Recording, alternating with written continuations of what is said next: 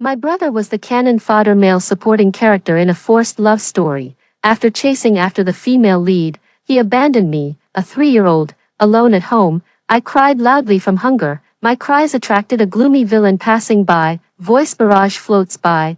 Oh no, the villain hates 3 things most in life: children, women, and whining. This little thing checks all the boxes. That's because the Jones family has had only male heirs for 6 generations, whether it's the male lead, supporting male characters, or even the villain's pet Samoyed, they all have sweet, soft little sisters. Every time the villain hears someone call out, "Brother," he gets so jealous his eyes turn red. I hugged his leg and asked cautiously, "Brother, you make me milk formula, and I'll be your little sister, the kind that lasts a lifetime, okay?" The villain froze. That same night, he posted a WeChat Moments update tagging everyone.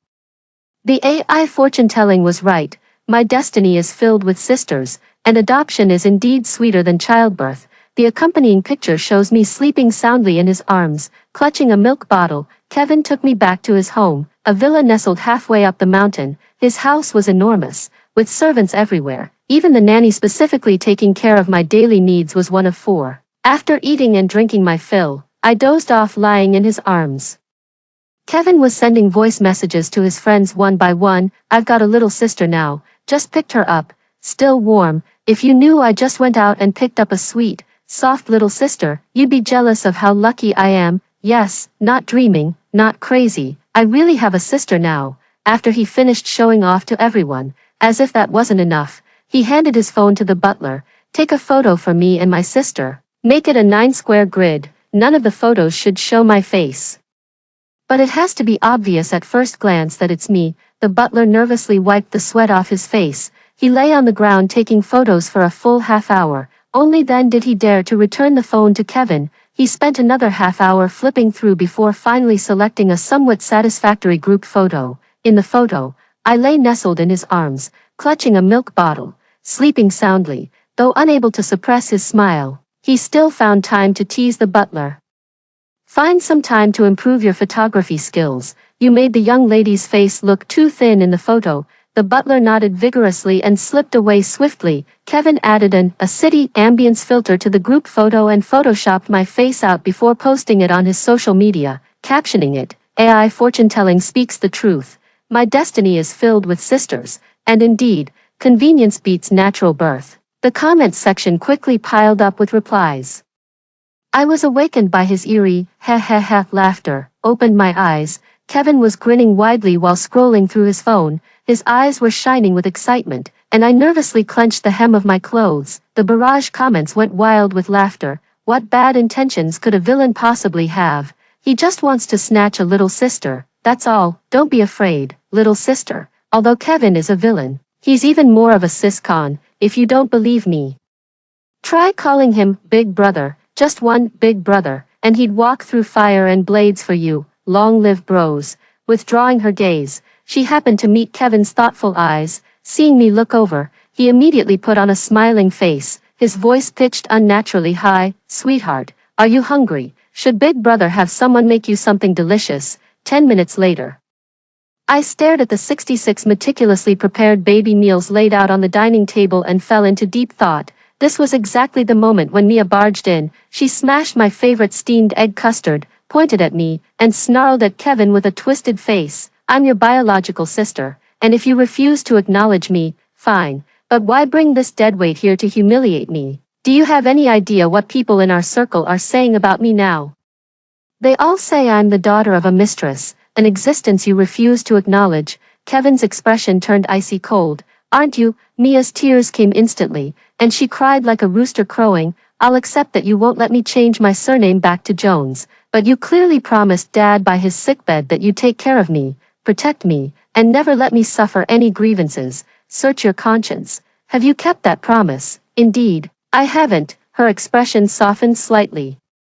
"Brother, as long as you send this burden away, you and I will still be the best in the world." With that, she gave me a triumphant glare. I shrank back behind the baby high chair, my eyes brimming with tears. Kevin suddenly walked toward me, crouched down, and gently patted my head with pity. "Don't be scared, baby, Big Brother is here." Under my astonished gaze, he lifted me up to eye level with Mia.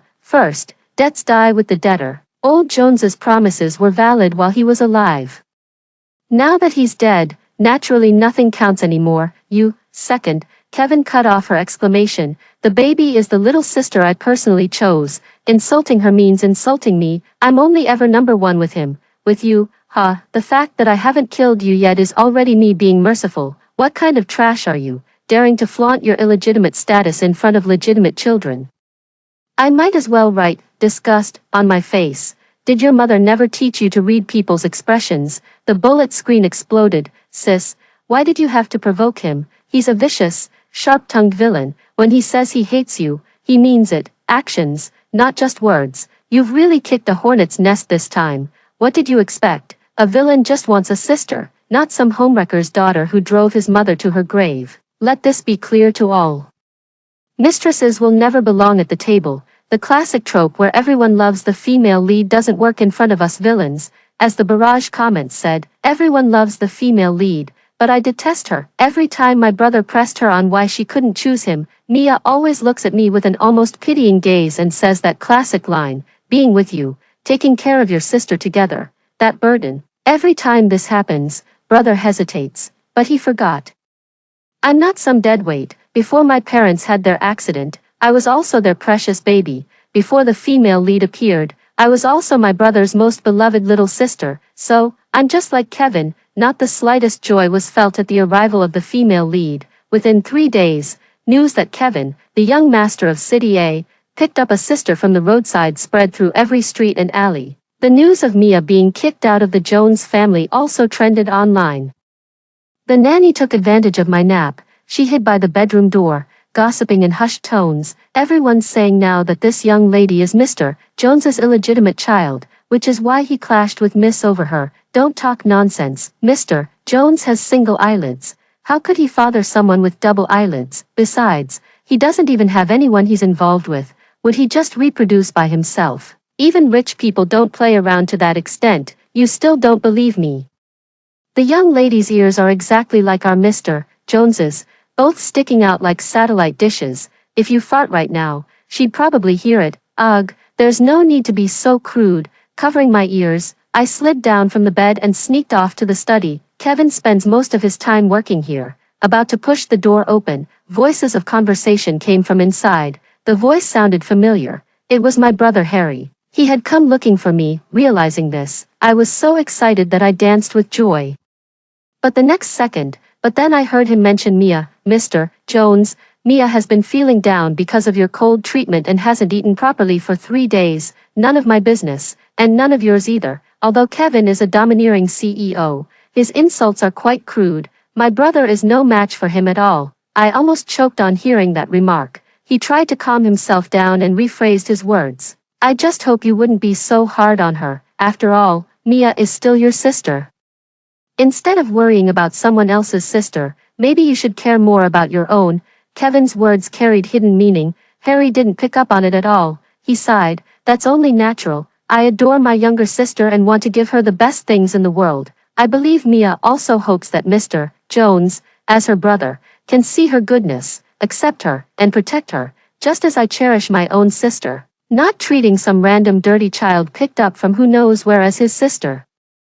Oh my dear heavens, I can't take this anymore. The male supporting character has eyes as big as bronze bells, yet he's blind. He saw the antagonist's social media posts but didn't recognize his own biological sister. The female lead knows, but she doesn't speak up, so she didn't tell him. He doesn't know because he doesn't care whether his biological sister starves to death. He's never returned home. He's the filthy one. Ugh, what bad luck. Watching the barrage of comments, I blinked very slowly, feeling tears slide into my mouth. So bitter, I suddenly didn't want to see him anymore, nor did I want this brother. The lights in the hallway were voice-activated, my movements were light, my figure hidden in the darkness. I just kept walking and walking, all the way to the garden, accidentally stumbling into the greenhouse. I cried in the greenhouse, oblivious to the world around me. Exhausted from crying, I fell asleep instantly as my head tilted. When I woke up, it was already pitch black outside. I rubbed my sore and swollen calves from squatting too long, trying to climb out, but I found myself too weak from hunger, my whole body limp. No matter how I tried, I couldn't make it out. In the midst of my struggle, a halo of light fell from above. I looked up and met Kevin's eyes filled with concern. Baby, why did you hide here? I didn't answer but reached out my hand. Brother, hungry. With one arm, he scooped me up and carried me back to the villa. Someone immediately rushed to prepare the formula milk. Holding the bottle, I felt too guilty to speak. Kevin remained quiet too. He walked aside and started fiddling with his phone. I pricked up my ears and listened intently, but I heard him asking AI, when you hate someone and really want to take them out, but you're afraid that doing so would hurt someone you care about, what should you do? Waiting online, kinda urgent. I froze for a second as mocking voice comments rang in my ears. How desperate are you? Desperate to die. The more the villain jumps around, the more miserable their death will be. Although Harry is just a supporting male character, he's the female lead's #1 protector. If he's taken out, who will protect her? It's just pitiful for the little sister. If the villain exits the story, she'll be sent back to her biological brother. The female lead doesn't like her. It's hard to imagine how tough her life will be after this. Hearing that Kevin would die, the milk in my mouth instantly lost its flavor. I threw away the bottle and trotted back to my room, pulling out a picture book from the small backpack I always carried. Then I ran back to him with quick little steps, raise both hands overhead and say earnestly, Brother, make your brain learn quickly. Kevin's mouth twitched as he took the picture book. The cover read, No bad temper. There are also a few playful little dogs drawn on it.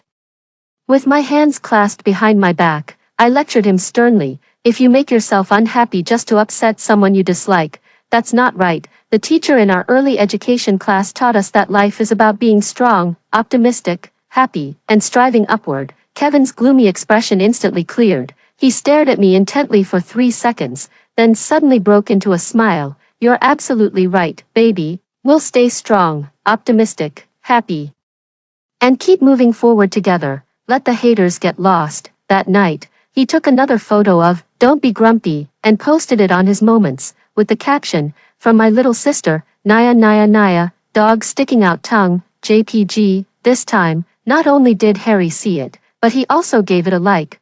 What a coincidence. My little sister loves this series of picture books too. She insists on me reading them to her every night before she'll go to sleep. Kevin replied instantly, Who asked you? Shameless.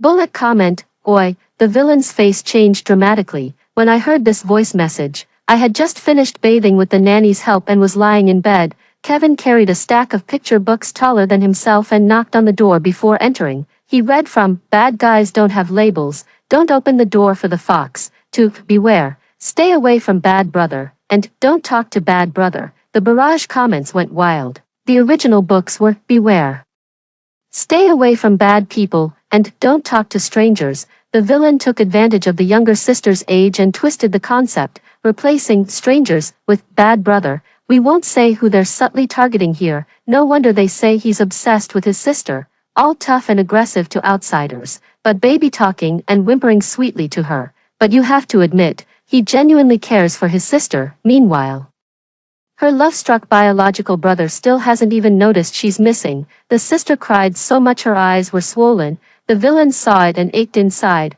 The male supporting character is about to face trouble. Whether he faced trouble or not, I wouldn't know. But I woke up from sleep. I had already been sent to the early education center affiliated with the villa complex. The bad news is, Kevin made banners and paraded them around ostentatiously. The worst news is, the banners read, Kevin Jones' beloved little sister, reporting for enrollment. Fortunately, I slept soundly, while the kindergarten principal and teachers who came out to greet me were mortified. I heard they carried me into the classroom covering their faces. The first class hadn't even finished yet. I became the star of the early education center. Teachers lined up one after another to see me. It wasn't because they were gossiping, but because some of my classmates couldn't even speak yet. Kevin has money. I was signed up for 1-on-2 sessions, because he thought I didn't talk much and hoped having a classmate would encourage more interaction. Unfortunately, he forgot. I ended up at an early education center. My classmate is still a diaper-wearing baby. After finishing a music class, I was already excitedly waving my hands like flowers, while she had just opened her bewildered eyes from sleep, mainly about one thing, 3 years as classmates, graduation comes in a day, and suddenly no one knows anyone. But fortunately, my classmates are full of talented individuals. Take Penny from the next class, for example. She's only a year older than me. She rides a giant dog to and from school every day, the coolest person in the whole school, occasionally. When Kevin came to pick me up, they would politely greet him and endlessly compliment me on how good I looked. Their sweet talk couldn't get any sweeter. Then they'd turn around and brainwash me to seize the family fortune. I asked her what it means to seize family property. She scolded me for being young and ignorant. Family property is just little money. If you don't fight for the family property, are you waiting to steam buns? Don't be silly, if you don't prepare for a rainy day now. By the time you grow up, all your family's wealth will fall into your brother's hands, and it will have nothing to do with you.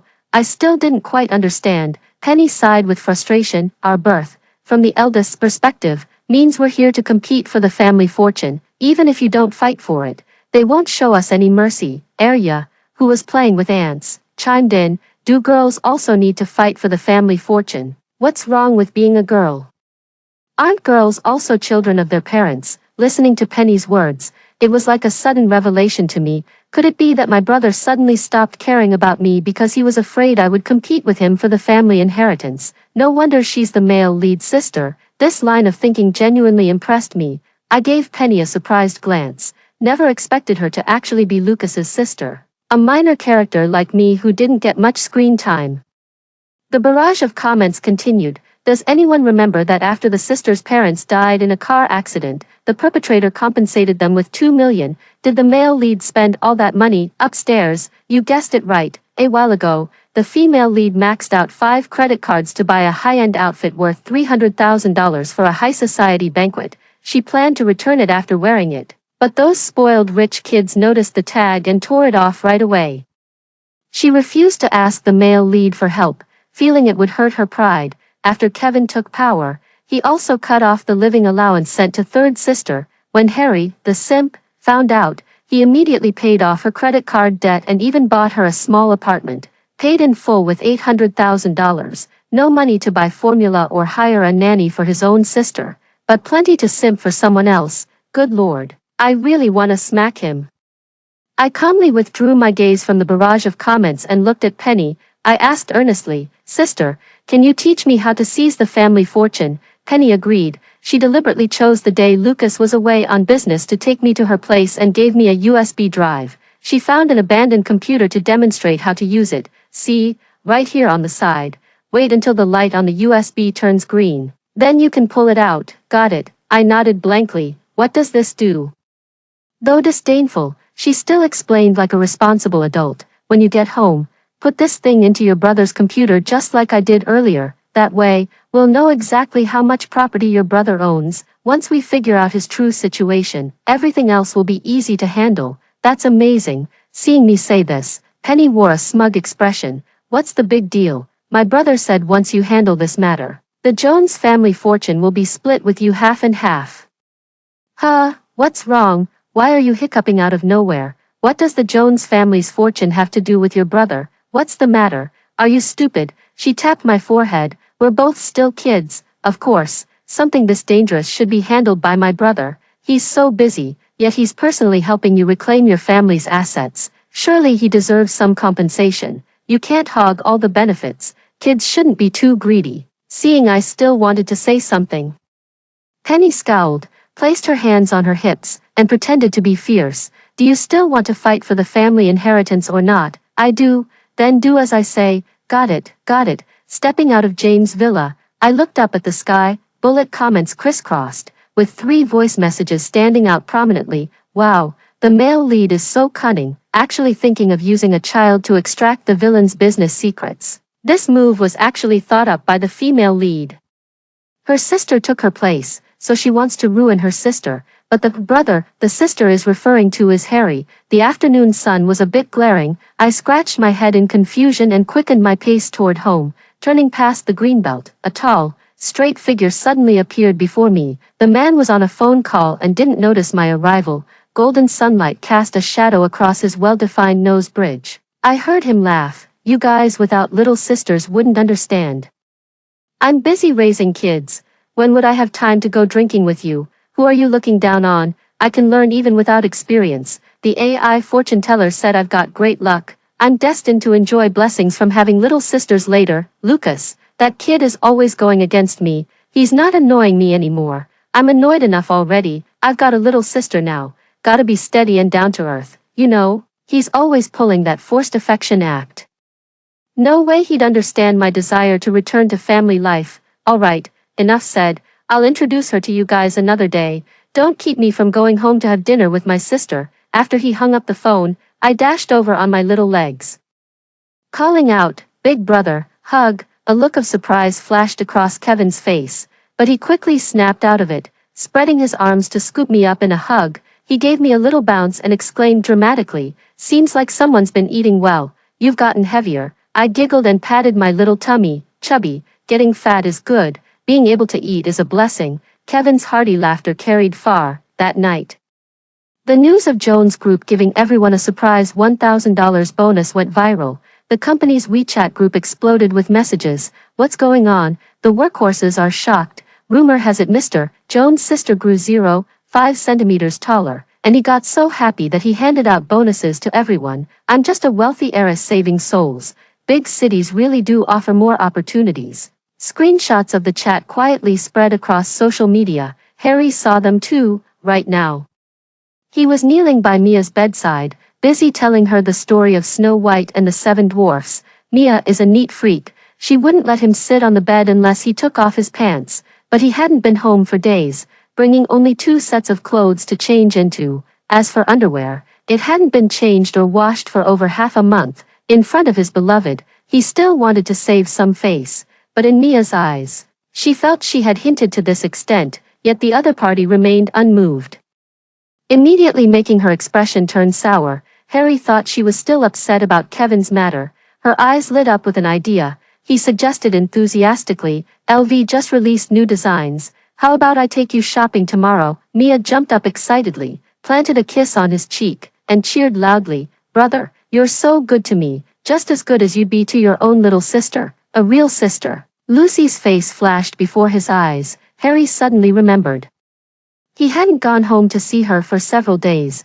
After putting Mia to sleep, he went to the living room and sent a text message to the teacher at the early education center, asking about Lucy's recent situation. The early education teacher was awakened by the sound of incessant text messages. She patiently replied, "Hello parent, Lucy's tuition fees were used up long ago. I communicated this with you 3 months in advance." Harry scrolled up to check. Indeed, that was the case.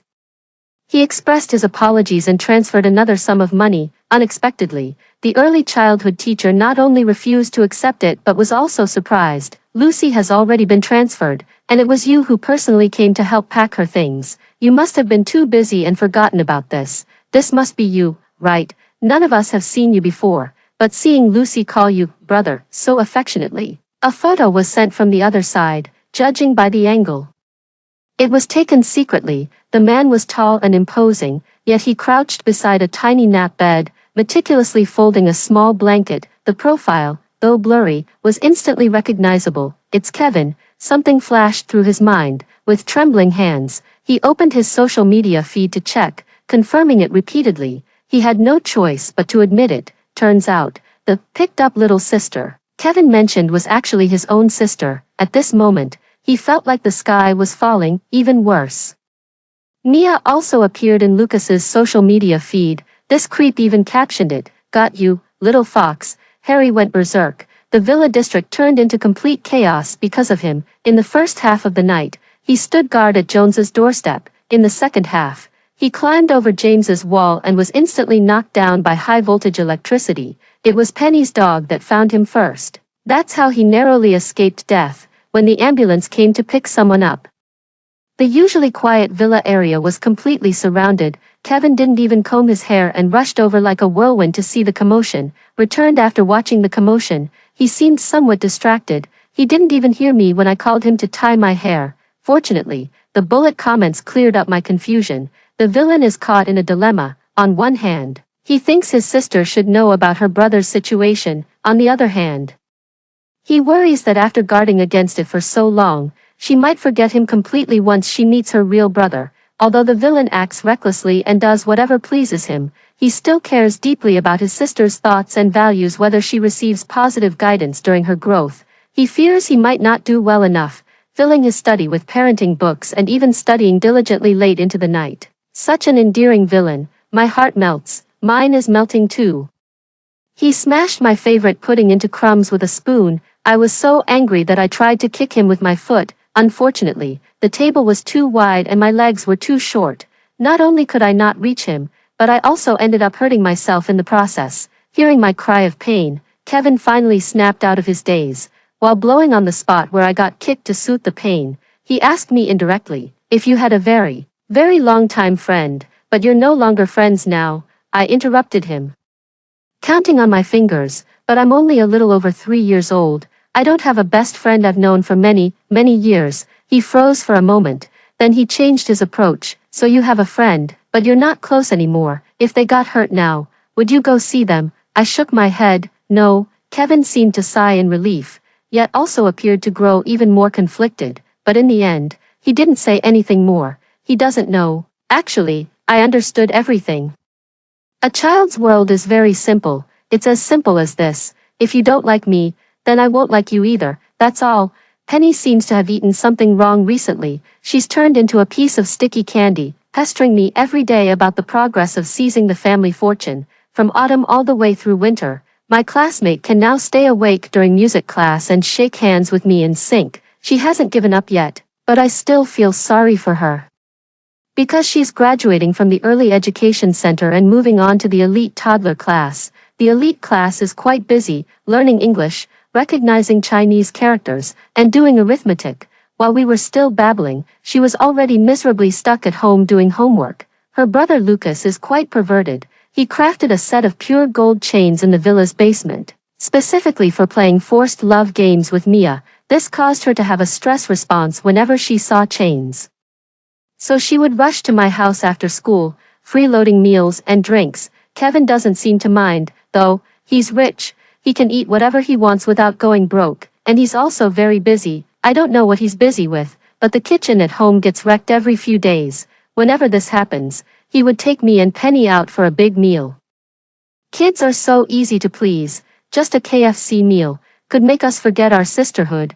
I hugged Kevin's left arm and emphasized, "Brother and I are the best in the world." She hugged Kevin's right arm and retorted, "Brother and I are actually the best in the world." This scene, I finally understood how Mia felt when her brother was taken away. Kevin sometimes seems to relish stirring up trouble. He recorded a video and deliberately sent it to Lucas. At first, Lucas was too caught up in his own intensity to realize anything. By the time he came to his senses, Penny has become so close to me that we share the same bed. After Kevin persistently repeated the picture books, "Beware, stay away from bad brother," and "Don't talk to bad brother," for the 50th time, Penny wrote a letter to Lucas. "Bad brother, farewell. From today onward, I shall sail far away." Lucas lost his cool. He stormed over with a baseball bat, stood at the villa gate, and started yelling through a megaphone, "Dog Kevin, you sure live up to that name. First you kidnap Harry's sister, and now even my sister can't handle real business competition, resorting to hostages when you can't win fair and square." Kevin was too busy stewing pork rib soup for us to bother bickering with him. There was no need for him to step in anyway. Penny and I simply unleashed the dogs. The big dog chased Lucas for 2 whole blocks. I heard he stood on the balcony all night in the cold wind, yet still couldn't figure out how things had come to this. Later, the company's think tank came up with an idea for him. Kevin once posted a WeChat moment saying something like AI fortune-telling predicted he's destined to attract girls. "Maybe you should give it a try, boss." Lucas grumbled, "We're living in a scientific society, yet you're still messing around with superstitious nonsense." Turned and ducked into the bathroom to pray devoutly. Fortunately, the AI fortune-telling response left him quite satisfied, pretty much the same as Kevin, enjoying the blessings of his sister in this lifetime. This relieved him and strengthened his resolve to get his sister back. Harry shared the same determination, walking the line between life and death. Suddenly, he saw things clearly. No love or romance compares to the importance of blood ties. He set up a tent on my daily route to and from school, planning to wait for me like a fool waiting for rabbits. Too bad I'm always chauffeured, changing cars more often than clothes. He never got any chance to get close to me. Instead, Mia and the male lead bumped into him a few times during their cat and mouse chase. As these encounters piled up, Harry started keeping score. I spent 800,000 on buying you a house. Paying off credit cards totaled 300,000. 16,000 was spent on clothes.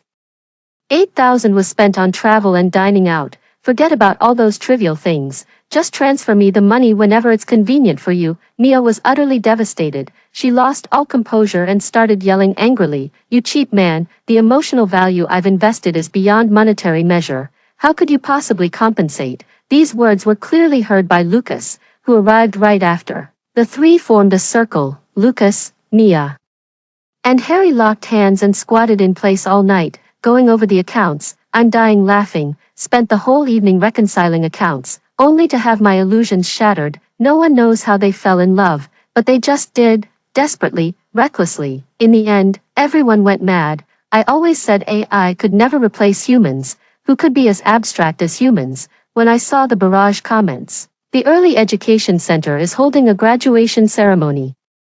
Penny stood on stage and recited "Farewell" with great emotion. The entire room erupted in thunderous applause. My desk mate and I waved our hands enthusiastically below, to celebrate her graduation, and also to celebrate my first good friend. Kevin prepared a party at home. All the famous second-generation rich kids from the city came. The villa's exterior was lined with luxury cars. As the second-generation rich kids stepped their left feet into the pink courtyard, they gasped in unison. Did we walk into the wrong scene? Whose baby's full moon celebration is this? Kevin, lean and toned, wore an apron around his waist and waved at them through the glass window, a spatula in hand. The second-generation rich kids took a synchronized step back with their right feet. Guess we've lived long enough to see Kevin Jones step into a kitchen. The next second, they tacitly took out their mobile phones and started taking photos, just as they were about to post on their social media feeds. They were quickly surrounded by my chattering classmates. Kevin walked over, handed each of them a pair of shoe covers, and pointed to the children's sandpit in the corner. Guys, don't just stand around. Your task today is to entertain these little guests. The one who performs the best will get Jones Group's entire advertising and PR budget for this year, a full 100 million. Jones Group's PR budget has always been a coveted prize. It's a surefire win-win deal. These privileged kids immediately got pumped up. Amidst the alumni's constant calls of brother, sister, they gradually lost themselves and started a castle-building battle. Taking advantage of the crowd and chaos, Penny secretly went back to Jane's house. Hysterical arguing echoed from the underground chamber. She sneaked over and pressed her ear against the door. Mia's sobbing followed immediately. If you don't love me, then let me go. I'm a person, not some tool for you to manipulate. Don't you have a heart? If I didn't love you, why would I waste my energy creating such a luxurious secret room? Your love suffocates me. What you're doing is wrong. You're just a pervert. Yes, that's right, I'm a pervert. I love you so much it's twisted. Get away from me. Don't touch me. Help. The conversation came to an abrupt halt. After eerie noises, Lucas's satisfied voice rang out. Have some water to soothe your throat. Later, we'll switch roles. You play the female bandit, and I'll be the frail scholar being forcibly taken. Hate it. Penny shuddered in disgust. She thought Mia was right to scold him. Her brother was a pervert, adhering to the concept of inheriting fine family traditions. Then she should be a little pervert. The little pervert accidentally locked them both in the basement. What's wrong with that? Something strange has been happening lately in the elite circles. The spoiled heirs of wealthy families have stopped going out drinking or playing cards. Their deliberately outrageous hair colors have all been dyed back to black. Even their habit of sleeping during the day and partying at night has changed. At 7 in the morning, they would appear punctually at the dining table, accompany their elders for breakfast, and then politely bid farewell before heading out. Before 8 o'clock, they arrived at the Early Education Center in the Villa District, orderly donning their little red volunteer hats, lining up gently to say hi to every little child arriving at school. What's even stranger is, the businesses of these companies are thriving, with continuous orders. They even made it into the media news. Some curious individuals followed the trail and uncovered the secret. All the orders were given by Kevin Jones, because he's such a sister-loving guy. Call him Big Brother once, and he'd give you his life. This puts a lot of pressure on me. The crowd competing for his attention as Big Brother keeps growing. No matter where we go, someone's always calling Kevin Big Brother, from 80-year-olds to toddlers just learning to speak. Kevin is very attentive. He quickly sensed my disappointment. That same day, after preparing milk powder for me, he sent voice messages to his friends one by one. You're jealous that my sister has such a generous brother. Go find your own on the street then. Stop buying other people's all day. Posting on moments isn't as smooth as natural childbirth. Who are you planning to give birth to? Do I look like I'm giving you face? You dare pick me up and take me home? Believe me, I'll spray you to death. His firm choice gave me immense confidence. I took out my kid's smartwatch and copied his method of mass messaging friends. My brother is the troll. Stop fighting over him. Bullet comments. Sis, what have you done to the villains? Their minds and eyes are only filled with scientific parenting, no hatred for the male and female leads. I even think Sis is the real big villain. Kevin didn't do anything yet became the ultimate winner of the whole show. Who wouldn't call this? Devil Child descends upon the world. After seeing it, the plot is basic, but the main cast is anything but, not just the basics. There's also James' family. That day I saw Penny's actions in the bullet comments. Thoughtfully helping James' brother contact the media was even more enthusiastic than I was. They started a live broadcast on the spot. The scene was chaotic, with chickens flying and dogs jumping, utter mayhem. Kevin seized the moment to take a sip. He annexed most of the James family's businesses, leaving Lucas with nothing but an empty shell. All these assets were renamed under Penny's ownership, ready to be handed back when she grew up and was capable of managing them. It was also an indirect way to help her seize the family assets. The media dubbed him the "I'll protect my rival sister" faction. Kevin is incredibly tsundere. He put up a sign at the villa entrance. The front reads, "Mia and Harry are not allowed inside." The back reads, "Baby, don't look, it's bad guys knocking." Bullet comment review, absolutely sensitive skin, but I was still blocked by Harry disguised as a cleaning lady. He looked destitute and malnourished. I handed him the half-eaten bread. Here, he took it gratefully, crying like a rooster at dawn. I knew it, Lucy wouldn't be so cruel to her brother. It must be Kevin playing tricks behind the scenes. I interrupted him. It tastes terrible. His tears clung to his eyelashes as he asked cautiously, "Lucy, you don't remember your brother?" I lunged at the man behind him. At the moment we brushed past each other, I coldly spat out a sentence. "You're not worthy to be my brother." Kevin opened his arms and welcomed me into his embrace. The setting sun cast its glow. We exchanged a knowing smile. Bullet comments flashed rapidly. The male supporting character's abuse of children has already been exposed by neighbors. He's done for what the villain did. He cares a lot about reputation. Lucas came to Joan's house to borrow money. The villa was surrounded by influential figures from Shanghai's elite circles. He was eager to make connections. About to speak, children's laughter came from the courtyard, following the sound with his gaze. Lucas instinctively rubbed his eyes. Is this still the group of spoiled rich kids I used to know? How come after just a short time apart, they've been trained by Kevin into preschool teachers? The real estate tycoon standing at the front heard the commotion and turned to glare at him. Don't breathe, don't speak. My child is in Mr. Jones's hands. Isn't your sister also in Mr. Jones's hands? You lucky brat. Just wait to enjoy your fortune. Lucas was dumbfounded. Bullet comments, oi.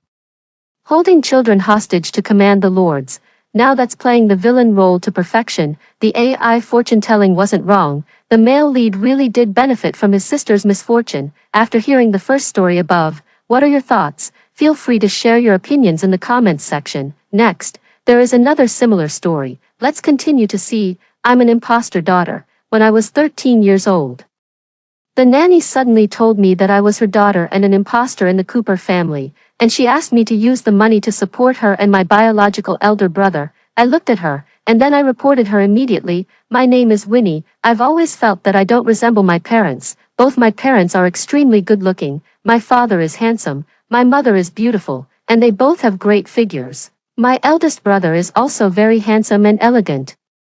Only I seem like a pebble mixed into a pile of precious stones. The difference is too obvious. So when the nanny Lucy said I was her biological daughter when I was 13, I didn't doubt it too much. There was no touching moment of mother and daughter recognizing each other. She directly asked me for money. Your biological elder brother needs to pay a sponsorship fee for high school. When your brother becomes successful in the future and works in the Cooper family's company, he can also help you out. After she talked for a long time, I finally understood what she meant. She wanted me to control the Cooper family when I grew up, and it would be best if I could seize the Cooper family's fortune, and of course, after seizing the fortune, I should use it for my biological elder brother. Just after a few words, I could tell that she was the kind of person who favored sons over daughters as rumored. In 3 sentences, she said twice that girls couldn't keep money, and twice that women needed the support of their brothers and should rely on them. I frowned slightly. After thinking about it, my parents in the Cooper family didn't say things like that.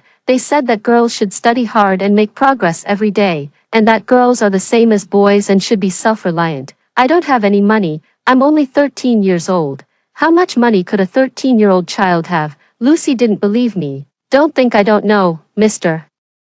and Mrs. give you pocket money every month. You've saved up all the pocket money and the money you received on your birthday every year. Don't you think about it. If I hadn't switched your identity with the real young lady of the Cooper family, how could you have such a good life now? She was threatening me.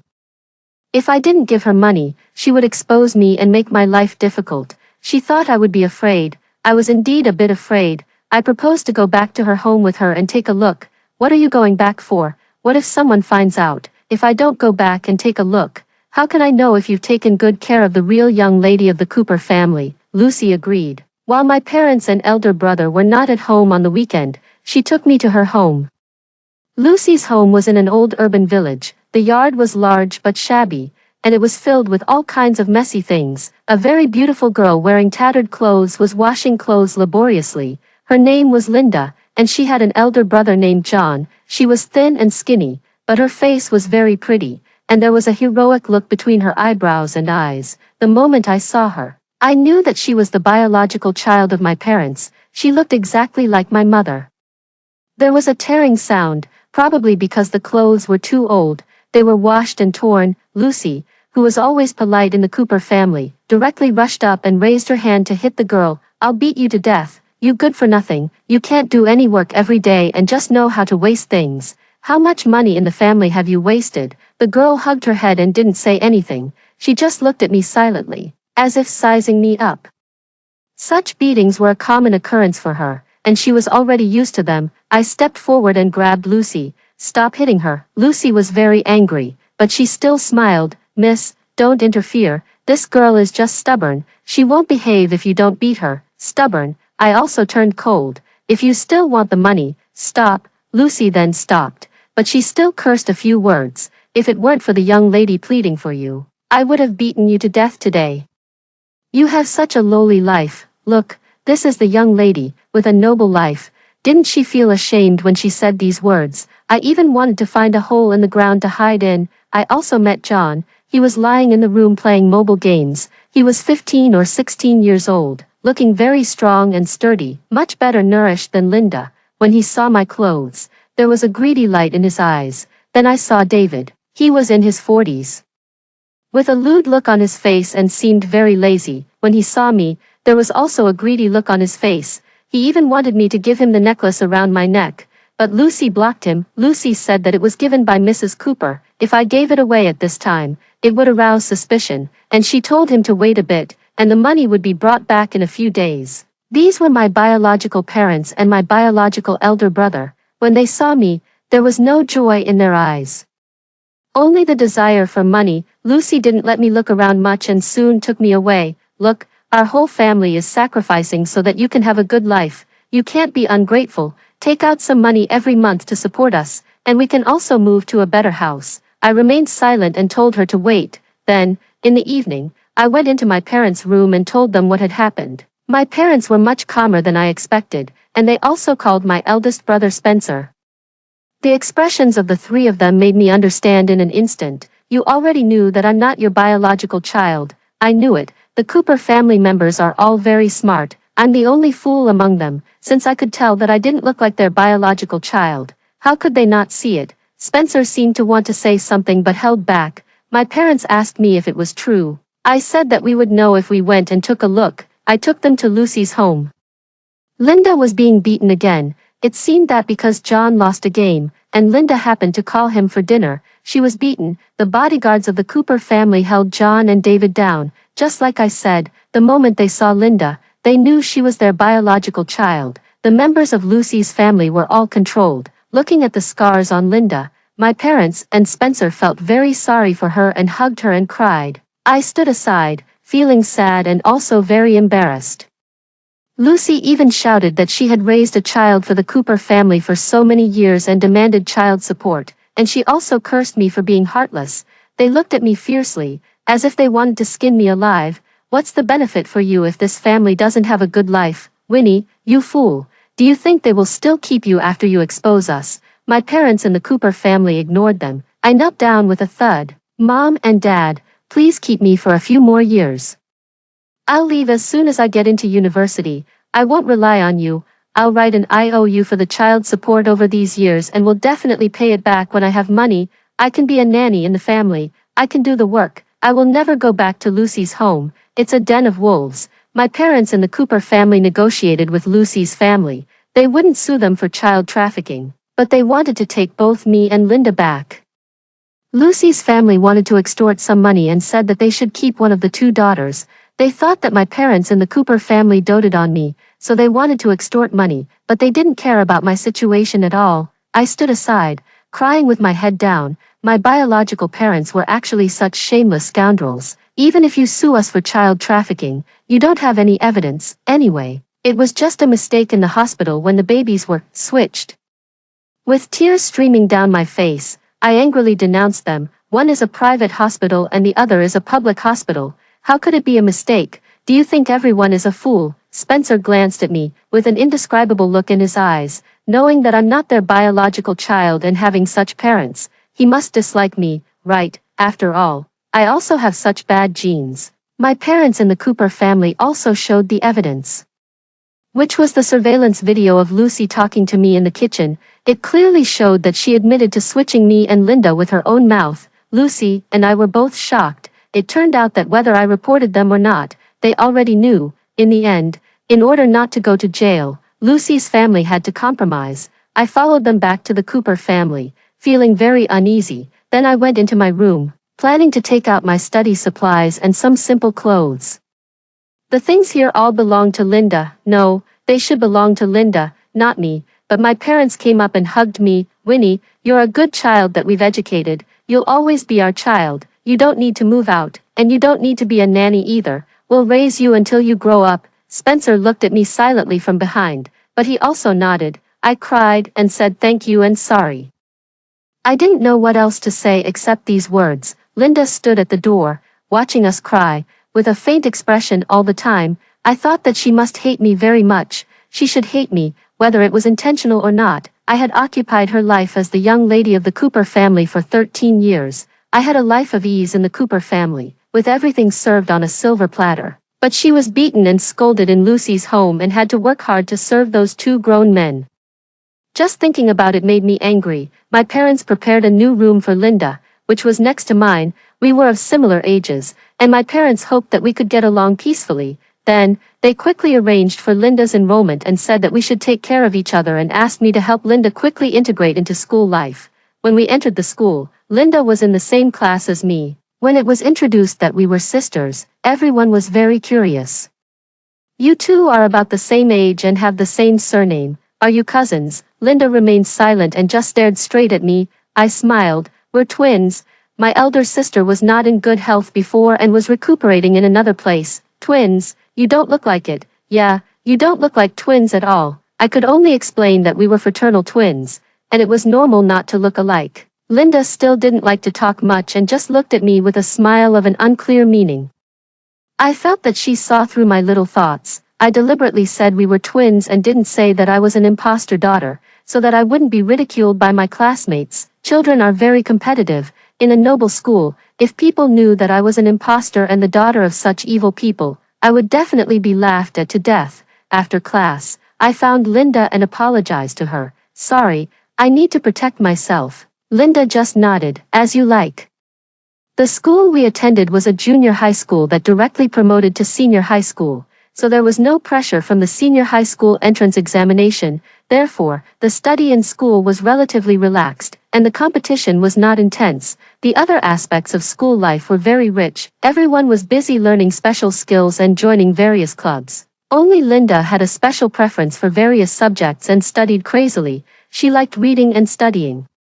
And our family also found a graduate from a prestigious university to be her tutor. Once, I brought her milk at night and saw that she was still studying. I asked her curiously why she was still working so hard. She was now the young lady of the Cooper family. My parents always felt that they owed her, and they treated her even better than my elder brother. She actually didn't need to work this hard. But Linda just looked at me and said indifferently, "It's better to rely on yourself than on anyone else." I was silent for a while. "You're like mom and dad." They also said the same thing to me. However, although I heard it, I didn't fully take it to heart, but what they said was right. Thinking of my biological parents, I also began to work hard. I gave up those special skills and started to study as hard as Linda. I took the tutor's classes with her. Our grades advanced rapidly, but Linda's progress was obviously greater. She was the first in the city, while I could only barely stay in the upper ranks. The influence of natural intelligence was great. With the brains of Lucy's family, I was far less intelligent than Linda. No matter how hard I tried, I couldn't catch up with her grades. I wanted to ask her how she studied, but I didn't dare, because she looked very cold, whether it was towards me, my parents, or my elder brother. She was always indifferent. My parents thought that she wasn't used to being back yet. I thought that she probably hated me, and she should hate me. After we were promoted to senior high school, trouble still came. The members of Lucy's family blocked me near the school and said that I was their daughter and couldn't live a good life by myself and forget about them. They demanded that I give them money, otherwise they would come to harass me at school and let everyone know that I was an imposter daughter. They also wanted me to recognize my identity. I was just a country girl born in the urban-rural fringe, a good-for-nothing. Without the support of my biological elder brother, I would definitely be bullied to death in the future. I refused to give them money. Once I started giving them money, it would be a bottomless pit, and they would never be satisfied. When I turned around to leave, I found that Linda was watching me not far away. I was very embarrassed. She must have seen my most embarrassing moment. The next day, somehow, the news that I wasn't the real young lady spread in the school. My classmates looked at me with contempt and scrutiny. "Winnie, you're really good at flattering yourself. You're clearly the nanny's child who has occupied Linda's identity for so many years, and you still have the nerve to say you're twins. Your parents are not good people. Switching someone else's child is a crime. They're really shameless. Are you the same as them? You're still staying in the Cooper family and refusing to leave. You just can't bear to part with the good life. You're so shameless. You used to pretend to be so noble, but in fact, you're just the child of a criminal." I said she doesn't look that good and is different from Mr. and Mrs. Cooper. Sure enough, she's an imposter. At first, they just talked loudly behind my back. What they said was all true, and I couldn't refute it. Later, they said it to my face, pushed me around, excluded me from group activities, covered their mouths in disgust and walked away when I came over, and said that I was a rat in the gutter. The class monitor Lucas gave me a box of milk and comforted me not to care. Lucas was a very handsome boy in the school, with a good family background and excellent academic performance. He had participated in various international competitions and was very talented. Although we didn't have much interaction before, I was very grateful that he could help me. But his help led to the bullying of me by his admirers. They blocked me in the toilet, threw the trash can over my head, and splashed dirty water on me. They also pulled my clothes and hit me. I resisted, but I couldn't fight against so many people. At the critical moment, someone kicked open the toilet door, held a water pipe, and sprayed the toilet like a flood. The girls who bullied me were so scared that they screamed and fled. I was pulled to the door by a thin but slender hand. "Are you okay?" I was stunned for a moment. It was Linda. Linda dropped the water pipe, and only then did those girls realize it was her. "Linda, are you crazy? She has stolen your life for more than 10 years, and yet you're still helping her. Are you being bullied by her and too afraid to speak out? Are you being forced to help her? Tell us, and we'll help you." However, Linda took my hand and looked at these people coldly. "I hate female infighting the most. If you want something or like something, just work hard to get it. What kind of ability is it to bully others? Winnie is my sister, and she will always be. If you dare to touch her again, don't blame me for being rude to you." She pulled me away, and at that moment, looking at her profile, I just felt that she was shining. Linda took me to the school infirmary and asked me to change into my sports clothes. After changing, she took a tissue and wiped my face. "Why are you crying?" I touched my face and then realized that I had been in tears for a long time. Sorry, I stole your life for 13 years. I always thought you didn't like me. Thank you. Thank you for helping me. Linda should have hated me, but she still helped me. She wiped my face randomly, making it hurt. Although she always kept a straight face and rarely smiled, I felt that I seemed to understand her a little better. She has a cold exterior but a warm heart, and she's just not good at expressing herself. You're still smiling. Are you a fool? I'm indeed stupider than you. No matter how hard I study, I can't get the best grades. She paused for a moment. If you don't know something, you can ask me. I was delighted. Thank you. She wiped my face and then stuffed my dirty clothes into a plastic bag. Turning around, she asked, "Aren't you suspicious that I was the one who spread the news? After all, I'm the one who knows the most about this matter in school, and you still think I hate you?" I was stunned for a moment and looked at her stupidly. But if you wanted to say it, wouldn't you have said it already? It can't be you, although Linda is very cold. She acts with integrity and wouldn't do such a thing behind others' backs, and I had an intuition that it wasn't her. Linda stared at me in a daze, ruffled my hair, and said, "You're really stupid. Haven't you read any novels about imposter daughters and real daughters?" I shook my head and then nodded. "I have read them, but the imposter daughters in those novels are all bad people. I was that bad person." Linda suddenly laughed and messed up my hair. So stupid, I rarely saw her smile. But she looked really beautiful when she smiled. Her smile was like a gentle breeze that blew away the haze that had been hidden in my heart for many years. The members of Lucy's family came to find me several more times, but I never compromised. Anyway, everyone in school already knows about me, so I'm not afraid of what you say. David and Lucy both cursed at me, saying that I didn't know what was good for me. You're groveling for a living in the Cooper family. They all know that you're our offspring, and no one will like you. You look down on us, but you're just like us, a rat in the gutter who will never see the light of day for the rest of your life. Since they couldn't get the money, they wanted to hit me and cursed at me viciously. I felt bad, but I could only pretend not to hear. Anyway, I would never give them a single penny. In school, those girls didn't dare to bully me blatantly anymore, but they would exclude me behind my back. Most of the time, cold violence and mental abuse and exclusion are even more terrifying than physical harm. No one would be with me. They drew rats on my desk, poured dishwashing liquid on it, and no one would talk to me. They even skipped me when passing out the test papers. I didn't resist or say anything. I just studied in silence. Linda was right. It's better to rely on yourself than on anyone else. Instead of dwelling on these things, it's better to study hard and achieve my own results. Moreover, I had Linda by my side. Perhaps the previous incident flipped a switch. She became much closer to me than before and was almost inseparable from me. She was proving with her actions that she was on my side and that the Cooper family didn't reject me. Besides her, there was also the class monitor, Lucas. He was also very kind to me. He would give me the test papers separately and help me wipe the dirty things off the desk. The girls all thought that he liked me. Some said that he had bad taste or that he was bewitched by me. They said that I came from a poor background and knew some despicable ways to seduce people. I really didn't understand. They clearly said I was ugly, but they also said I could seduce people. Isn't that contradictory? We didn't tell our family about the bullying. My elder brother went to university and was very busy. My parents were also very busy recently. There were some problems with their business, and they went out early and came back late every day. I didn't want to trouble them. When I said this, Linda looked at me in silence, stroked my head, and then sighed, probably because I was always being bullied. She sighed at me more and more often. When we were about to graduate from senior high school, Lucas got an admission quota from a prestigious foreign university, and many of our classmates were also going to study abroad after that.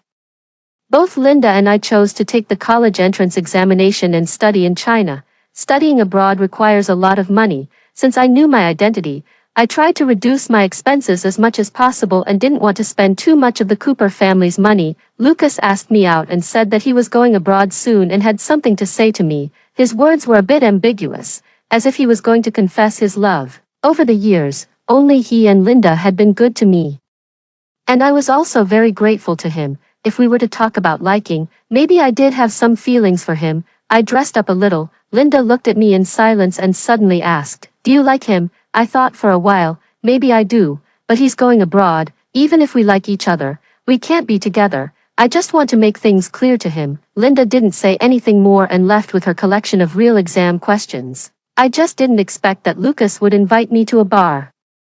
He no longer had the scholarly look he had in school and was dressed like a playboy. He invited me to sit down, ordered 2 bottles of wine, and asked me to drink. I pushed it away and didn't want to drink, but Lucas poured a glass. Winnie, it will be very difficult for us to see each other after graduation. Just consider it a farewell for me. Won't you give me this face? Over the past few years, the classmates have been targeting you, and only I have been helping you, Winnie. You should understand my feelings for you. Since he had said that, I had to drink a glass of wine. After just 1 glass, I started to feel dizzy, and my hands and feet wouldn't listen to me. Lucas took me into a private room in the bar. It was very noisy inside. He grabbed my wrist and pulled me towards him. Let go of me, please, let go. I don't like you. I didn't like him anymore. That little bit of affection disappeared without a trace at that moment. He squeezed my wrist even tighter. You're still sober, that's good. I like it when you're sober. You're better than the last puppet. I couldn't help but cry. Why? I thought he should have liked me, but liking shouldn't be like this. Lucas stopped his actions and suddenly slapped me. Do you think I like you? Of course I don't like you. You're just a stinky rat in the sewer. How could I possibly like you? Over the past few years, I've just been playing with you. Do you think those people targeted you for no reason? I know that many people like me, so I deliberately showed that I was very good to you. Those girls who are crazy about love would help me deal with you. I really didn't understand. Why, of course, I like to see you being bullied. It's so much fun. Our school is too boring. What could be more exciting than a girl being targeted, bullied, and humiliated every day and still being strong and unyielding? He was a pervert. He was really a pervert. Did you spread the news about me too? Of course, I can't enjoy the good things all by myself. When you were being bullied, the way you wanted to cry but didn't dare to cry was so interesting, wasn't it? He was gesturing wildly as if he was talking about some great achievements. It's a pity that those girls have too poor combat effectiveness and don't dare to offend the Cooper family. Otherwise, if they took your nude photos and posted them online, and you were so sad and grieved that you even committed suicide. And then I came out to save you, wouldn't that be even more interesting? He was crazy. He was really crazy. He actually took pleasure in torturing me. He liked the feeling of having everything under his control. He was such a pervert. It doesn't matter. If no one took the photos, I'll do it. As he said that, he started taking photos of me. I cried and tried to cover my face, but he pulled my hands away. Lucas, my parents won't let you off, and neither will I. You will come to a bad end. Then just wait. My family has money. Anyway, you won't be able to get married by then. I'll ask them to marry you to me, and then you'll just be my little toy. If I really fell into his hands, I would live a life worse than death for the rest of my life. What should I do? What should I do? Just when he was feeling complacent, a foot kicked open the door of the private room, and then another foot kicked him. Linda covered me with her coat, picked me up, and buried my head in her arms, preventing me from seeing the scene of Lucas being beaten up by the bodyguards. It's okay, your sister is here. What Lucas did was so despicable that Linda was very angry and almost crippled him. The people from the Taylor family came to negotiate, and in the end, they exchanged a lot of benefits to avoid being sued. Linda had her first quarrel with my parents and the Cooper family. He's a scumbag. He almost ruined Winnie. Spencer, who rushed back, was also very angry. The brother and sister stood in front of my bed together and argued with my parents. Can you let Winnie be wrong just for the sake of money? That scumbag should go to jail. If we let him go now, he will definitely come to pester Winnie again. My parents could only explain to them over and over again, even if Lucas goes to jail, he won't stay there for long. The Taylor family won't let us off. And they definitely won't let Winnie off either. Winnie's situation will be even worse then. Do you understand? When you don't have enough strength, you have to learn to be patient and lie low. Wait until you have the strength to fight back. Linda and Spencer were both silent. My parents came over and hugged me. My mother touched my swollen face. Winnie, I'm sorry, we didn't protect you well. But you have to know that your parents also have their own difficulties. I smiled. Mom, I understand. I knew that the industry hadn't been doing well in recent years. And my parents were very busy trying to maintain their business. They also had to smile and fawn over others at the dinner table and humbly beg for business orders, but they had never told us about these things, just as we didn't want to trouble them with our problems at school. If we were to confront the Taylor family at this time, The Cooper family simply wouldn't be able to resist. I understood. And so did my elder brother and Linda. After that, we never mentioned this matter again. And Lucas was also sent abroad. However, before he left, he spread rumors among our classmates, saying that I seduced him. Since I thought he was going abroad and this was my last chance, I invited him to the bar and wanted to offer myself to him. His statement was recognized by many of our classmates. After all, I'm not very good looking, just above average. My academic performance and family background can't compare with Lucas's. I've also had a very bad reputation over the years. And it can be said that everyone wants to get rid of me. It's only possible that I seduced him. It's definitely not possible that he had ulterior motives for me. The classmates despised me even more, and the bullying towards me escalated. Some people pulled me to the rooftop again and wanted to take off my clothes and take photos. This must have been instigated by Lucas. Linda rushed up, grabbed the one who took the lead, pushed her to the edge of the rooftop, and wanted to push her downstairs. That girl was a die-hard fan of Lucas and had been secretly in love with him for many years. She was so scared that she wet her pants. What do you want to do? Killing someone is against the law. Linda smiled like a devil. If it's against the law, I'll go to jail. But you definitely won't be able to see it. Let me guess. What will happen to you when you fall down? Will your face be smashed? The girl was so scared that she started crying and shouting that she wouldn't dare anymore. Linda finally let go of her when she was almost scared into a coma. She warned those girls that if they dared to bother me again, she would set fire to their homes. The bold are afraid of the reckless. The vicious look in Linda's eyes scared those girls, and they really didn't dare to trouble me anymore. I stood on the rooftop and cried loudly. Linda wiped my tears while scolding me for being useless.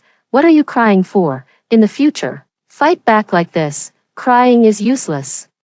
No one will feel sorry for you. I cried and agreed. I won't cry anymore. I won't make you feel sorry for me anymore. Linda's expression changed, and she pouted to the side. Who feels sorry for you? After this incident, the school became much quieter, and fewer people dared to provoke me. However, Linda studied even harder. Not only did she study on her own, but she also dragged me along to study with her. Winnie, we have to rely on ourselves. You need to become stronger, besides studying.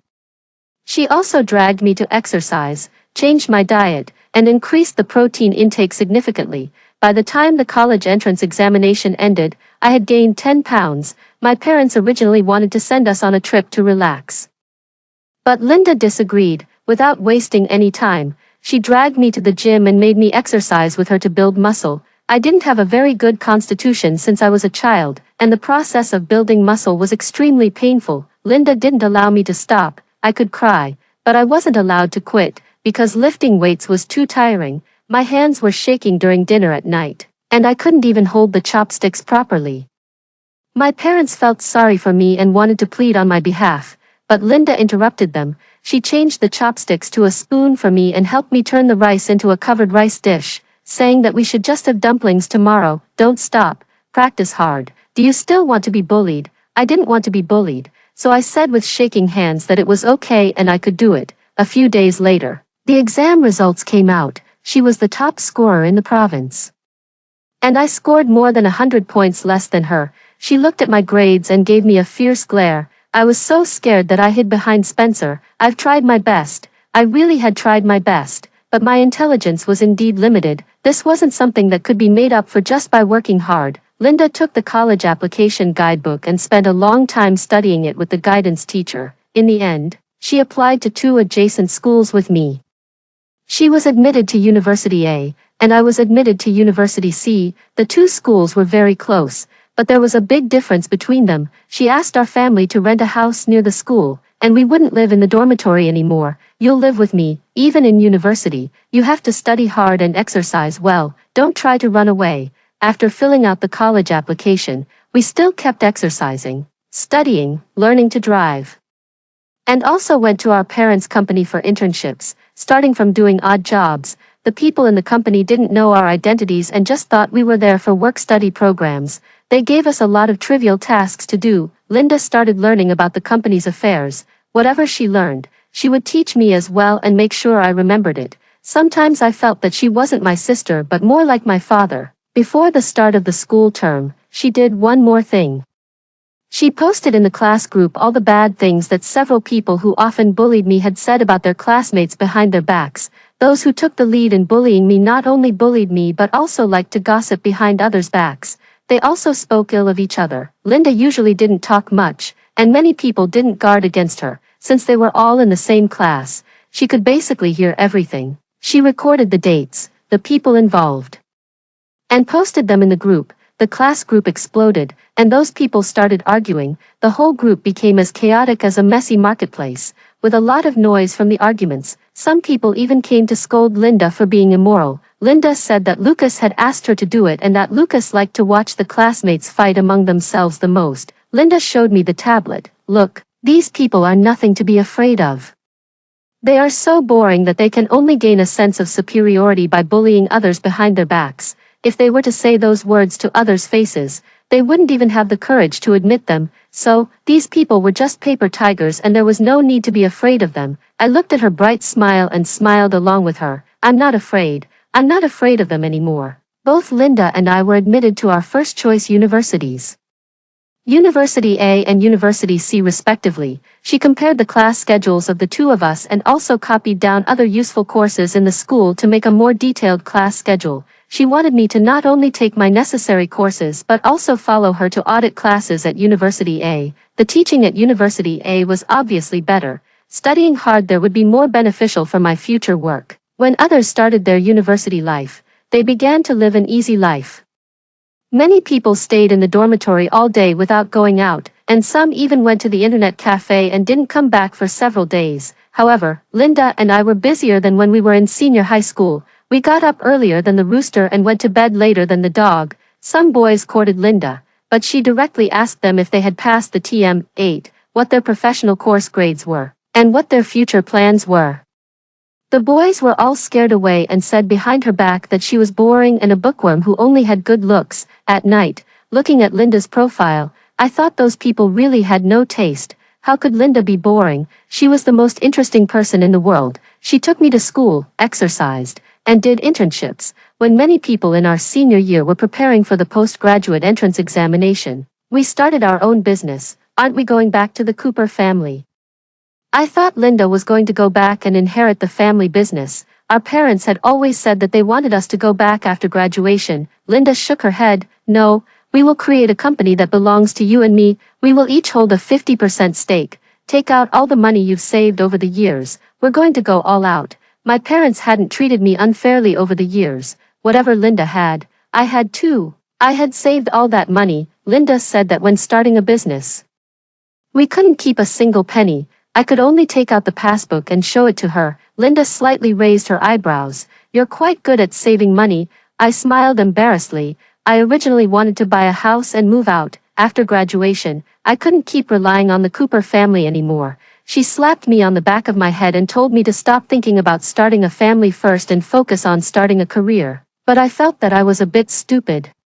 Wouldn't it be better if you find someone smarter to start a business with? I'm too stupid and will hold you back. Compared with her classmates, I was really a fool. Linda stroked my head. You're not stupid. You have many things you're good at. You're self-disciplined, organized, and very attentive. You can notice many details that I can't even notice. I was so embarrassed by her praise. Linda had never praised anyone like this before. The company was established.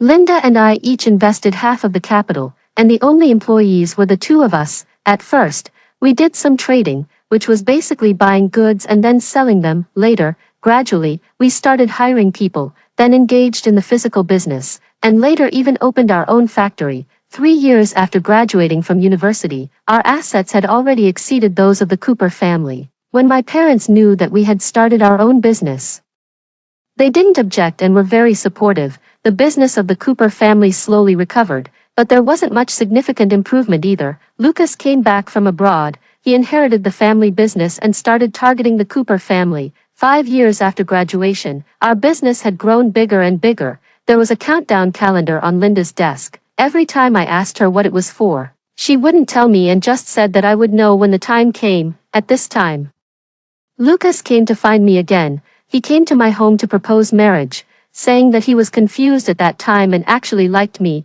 Even a dog wouldn't believe these words. My parents refused him outright, Spencer and Linda almost beat him out. Lucas actually still shouted for me to consider it. He started sending me messages and harassing me, saying that he missed the way I cried in his arms and the pitiful expression on my face when I faced his kindness after being bullied by my classmates. He said that as long as I married him and became his good toy, he would support the Cooper family's business, except that I had to cooperate with him in playing that kind of game. He would satisfy me in other aspects related to money. I told him to get lost. He then tried to ask me out, but I refused and blocked him unexpectedly. When I was negotiating business with someone, he actually came, bribed that manager, and tried to kidnap and imprison me. Winnie, you're the best toy, come with me. And I'll make you happy, your mother. I was no longer the Winnie who could only cry and shout back then. I kicked him in the groin, making him unable to even stand up. Then, while his bodyguards hadn't come over, I kicked him a few more times and quickly fled the scene. Later, I heard from others that the eldest young master of the Taylor family had developed a hidden illness and couldn't perform sexually anymore. I thought he must hate me even more. I told Linda about this, and Linda said that I did a good job and there was no need to be afraid. She tore off the last page of the countdown calendar and threw it into the trash can. It's time for a counterattack. She united our company with our family's company and my brother's company. She also united several friends and the rival companies of the Taylor family and started to encircle and suppress the Taylor family. Even if the Taylor family was powerful, it couldn't withstand the combined attacks of so many companies. Moreover, Linda handed over the evidence of the Taylor family's tax evasion and shoddy work, which made the Taylor family find a large sum of money, ruined their reputation, and several scapegoats were sent to prison. The Taylor family was now in a desperate situation, but Lucas hated me even more. He bribed the members of the Lincoln family and asked them to pester me for child support, saying that since I had earned so much money, I should be filial to my parents. I told them to get lost. Look clearly, my household registration has always been in the Cooper family. You've never raised me for a single day. Even if you sue me, the judge will support me. Take some time to read more books. The members of the Lincoln family didn't understand the law. When they went back, they actually consulted a lawyer, who said that they couldn't win the case. But the members of the Lincoln family wouldn't give up. They tried to ruin my reputation on the internet, tearfully saying that I was greedy for wealth and didn't recognize them. The environment of the Lincoln family was very poor, and it looked even more pitiful under the camera. Netizens believed their words and started scolding me overwhelmingly on the internet, using very harsh words. I just ignored it and let the legal department of the company deal with it. Those who slandered me were all warned with lawyers' letters. I showed the members of the Lincoln family the video from that year. If you continue to pester me, then we'll meet in court. There is conclusive evidence of your child trafficking. If it comes to that, we'll just go down together. If I can't have a good life, neither will you. The members of the Lincoln family didn't want to go to jail, so they were indeed quiet for a while. But soon they came out and started causing trouble again. John and David came to find me, saying that Lucy was dying and wanted to see me for the last time. I didn't want to go and told them to leave. They threatened that if I didn't go, they would pester the members of the Cooper family. I had no choice but to go with them, but this was a trap. Lucas led people to lie in wait, knocked me out, and locked me up. I was locked in a spacious basement. Lucas was arrogant and triumphant in front of me. Winnie, we meet again. Did you think that just because you disabled me, I wouldn't be interested in you anymore? I had chains on my hands and feet and couldn't escape. I could only look at him coldly. Lucas smiled and took out a lot of things. Do you think that when playing with women, you can only use a man's body parts? Now that society is advanced, it has created a lot of fun for you women. Look, these can all be used on you. I looked at those diverse things and finally showed a look of fear. This expression pleased him. I just like seeing you look scared. When you're scared, you're especially like a little rabbit, making people want to pluck all your fur, skin you, hang you up, and whip you with a leather whip dipped in salt. He was a psycho. I bit my lip and avoided his gaze. Looking at this pervert too much would make me feel sick. Lucas was still excitedly holding those tools, wanting to use them on me one by one. I asked, "Did you ask the members of the Lincoln family to deceive me and capture me?" He was so happy that he didn't hide anything. "Yes, they took my money and were very happy. Don't worry, I know you don't like them, and I've already sent someone to deal with them." Deal with what? Of course, deal with them. Since they treated you like this, I certainly won't allow them to exist. My toy can only be played with by me. Damn, he was really a pervert. a pervert to the extreme. Just as Lucas's hand reached out to me, the police broke in and pinned him down. Spencer and Linda followed closely behind and rushed up to hug me. Linda kept feeling me all over. Does it hurt? Are you injured? I said no, don't worry, it's okay, you came at the right time. Linda hugged me tightly, almost strangling me. For the first time, Linda cried. I hugged her and comforted her for a long time before she felt better. You shouldn't have made this plan. Don't make such a plan in the future, using yourself as bait. Do you know how scary that is? You could get hurt or even die. This was indeed my plan. I knew that Lucas and the Lincoln family wouldn't let me go, so I put a tracker on myself. As soon as I entered the Lincoln family's place, someone followed me. I just wanted Lucas to reveal his true colors so that we could catch them all at once, this time. We no longer had to be afraid. The business of the Taylor family finally collapsed. There was bankruptcy liquidation, and Lucas was also imprisoned. He acted quickly and really killed the members of the Lincoln family. John, David, and Lucy were all poisoned to death by him. He smeared poison on the money he gave to the Lincoln family. The members of the Lincoln family would lick their fingers when counting the money and soon died of poisoning. When the police arrived, they were all dead. For the crimes of murder and kidnapping, Lucas was sentenced to death. The news on the internet finally subsided. Everything was calm. I am really grateful to Linda for all of this. It was she who dragged me to work hard, founded the company, and made me discover my own talents. Actually, you don't have to work so hard. If you go to the Cooper family's company, you can also do very well and can expand and glorify the Cooper family together with your brother. Starting a business on our own is always more difficult, and we have had a tough time these years. I have no backing, so it's reasonable for me to work hard, but Linda didn't have to be like this originally. Linda smiled and stroked my head. You always say that everything in the Cooper family has nothing to do with you, so I took you to create our own company, so that you have your own capital and no longer have to feel inferior. Winnie, you have always been very brave. You are the bravest person I have ever met. You never have to feel inferior, look down on yourself, or care about what those people say. You always say you are grateful to me. Thank me for not hating you. Thank me for helping you fight against school bullying, and thank me for taking you to start a business. But actually, I have always been very grateful to you. I didn't understand. I stole your life for 13 years. What do you have to thank me for? Linda smiled and said.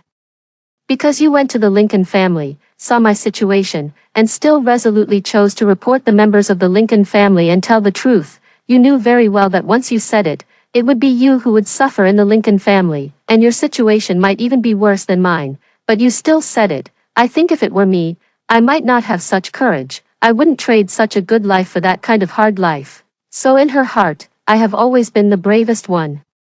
Although I am usually timid, I have the courage that ordinary people don't have. I was ashamed. Even without me, Mom and Dad would have found out the truth and would have rescued you soon. Linda smiled and stroked my head. It's different. It was also your courage that made Mom and Dad decide to keep you.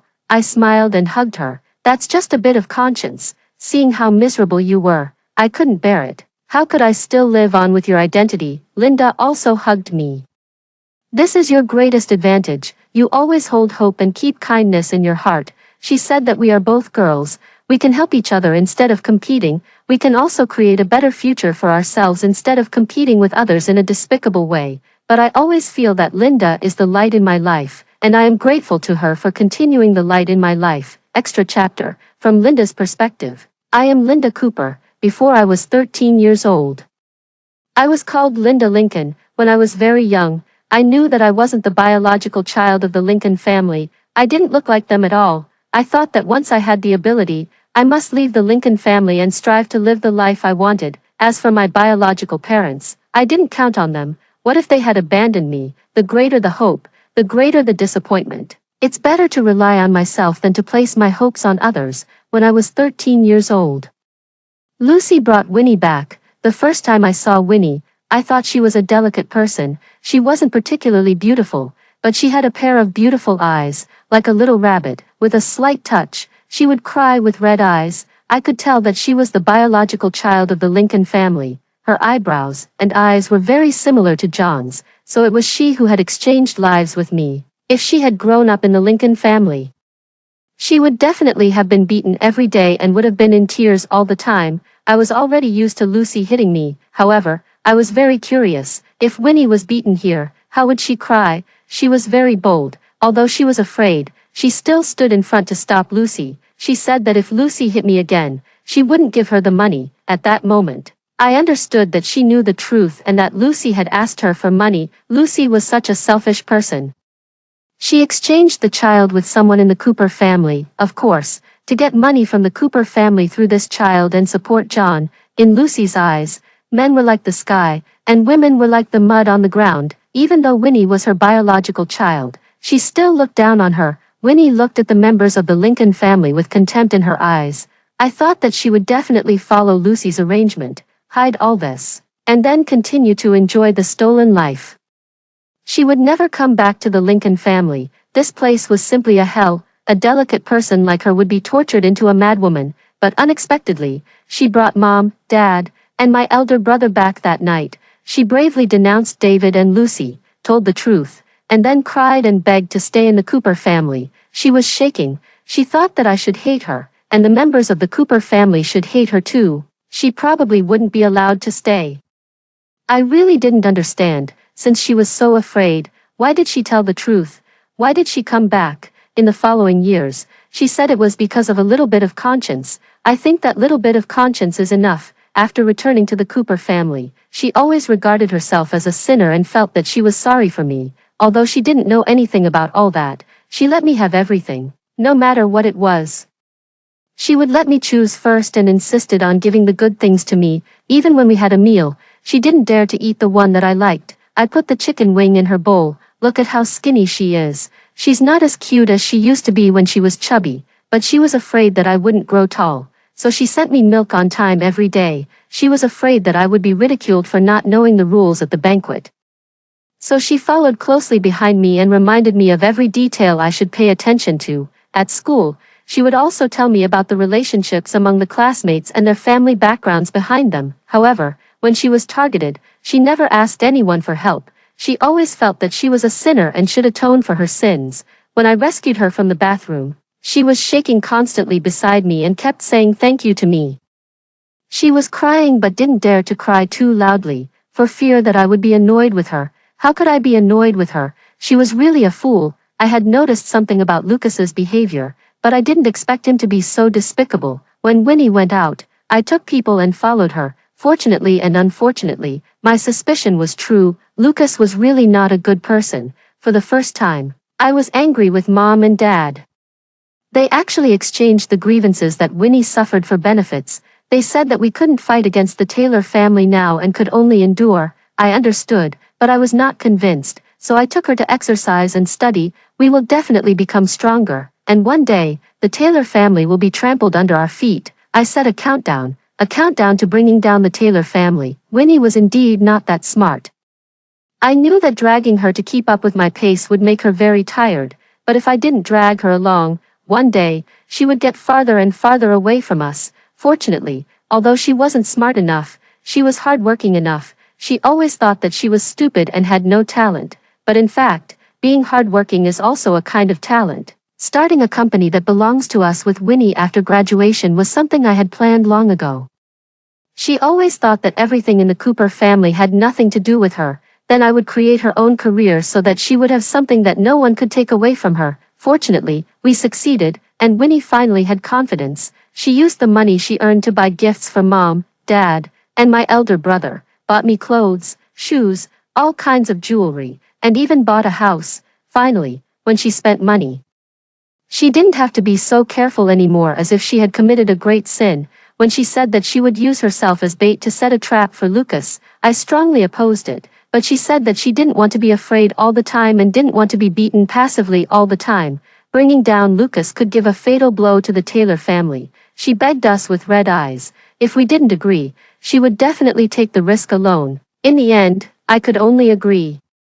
But I also followed closely behind, fearing that she would get hurt. Thank goodness she was still fine. Lucas received the punishment he deserved, and by the way, the members of the Lincoln family were also dealt with. Winnie always thinks that I am the light in her life and that I have continued the light of her life, but she doesn't know that when she walked into the Lincoln family and stood in front of me, and when she told the truth, It was the first time I saw the light in my gloomy life. It turned out that there really are people who are so stupid, people whose conscience can be greater than interests, and people who can be so timid yet so brave. Winnie, I hope that the rest of your life will be safe and smooth forever. After hearing the two stories above, what are your thoughts? Feel free to share your opinions in the comments section. Looking forward to hearing from you. If you liked this story, don't forget to like it, share it, and subscribe to my channel. See you next time.